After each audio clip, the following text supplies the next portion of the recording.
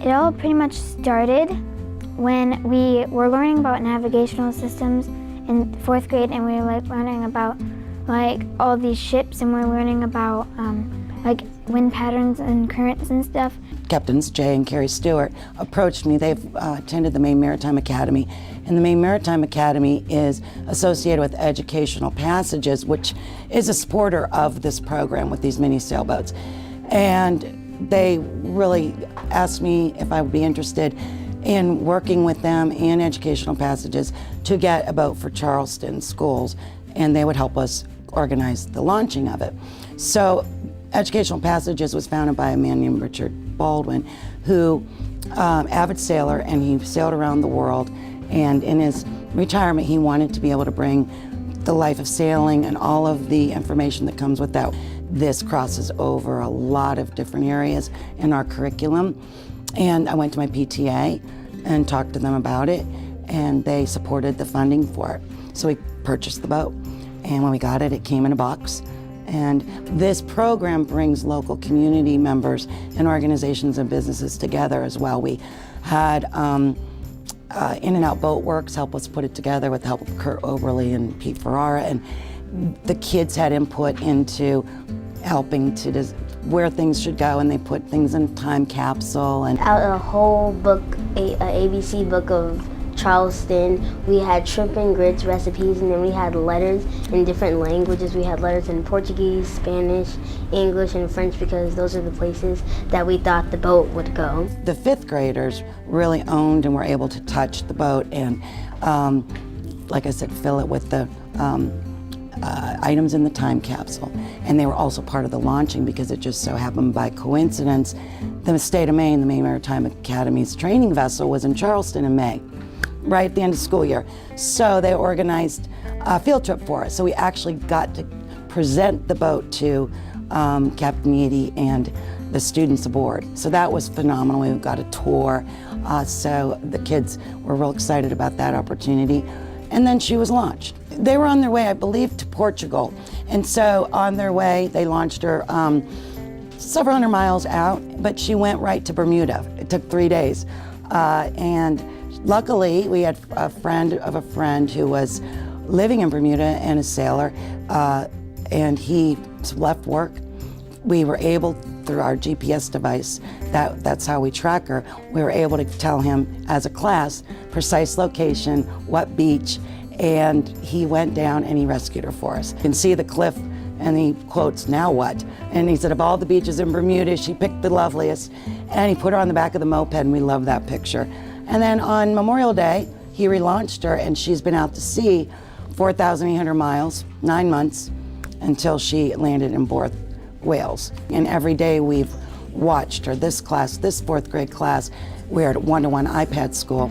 So part of our morning routine is looking at the weather, tracking weather, but also tracking Carolina Dreamer using the GPS device and monitoring her longitude and latitude, making predictions as to where she might be going.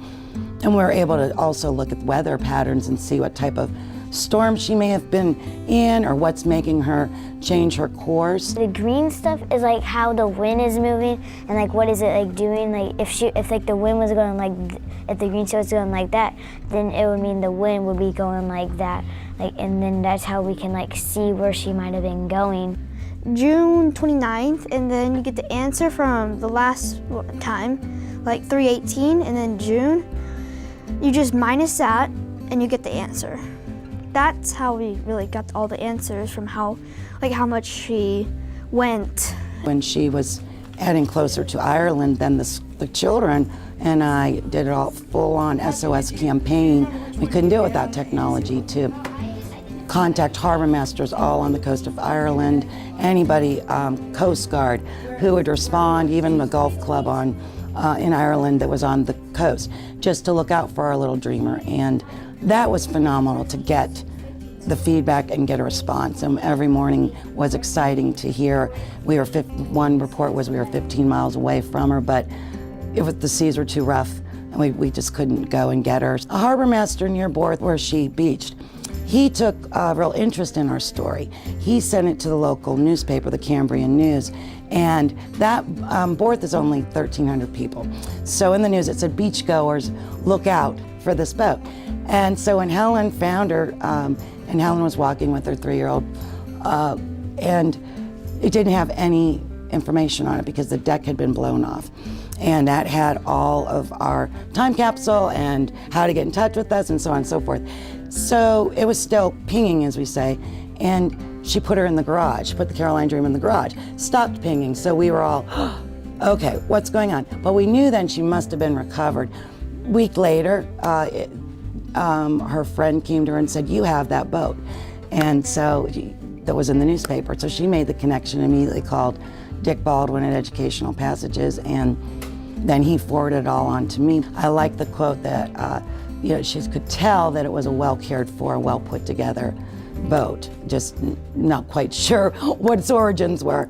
Helen Hanks was walking in the beach with her 3-year-old son, and the Carolina Dreamer was floating right to them. It made me feel really good whenever we found out that she was with a family with kids and stuff, and they were actually learning about us, even though that we didn't even have our time capsule in there. And we're also using the articles that came out, there are so many, to look at, I'm comparing how reporters interpret a story.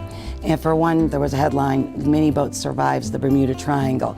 And we were talking about accuracy in reporting, and then there were misspellings and things like that. But in the STEM component, the kids have a say-so in this boat's design that's coming up. We learned part of the time capsule needs to be embedded in the hull because we need to make sure if that happens again, people can contact us. And the GPS device, last year, the people that put it together, usually the GPS device would be on the deck.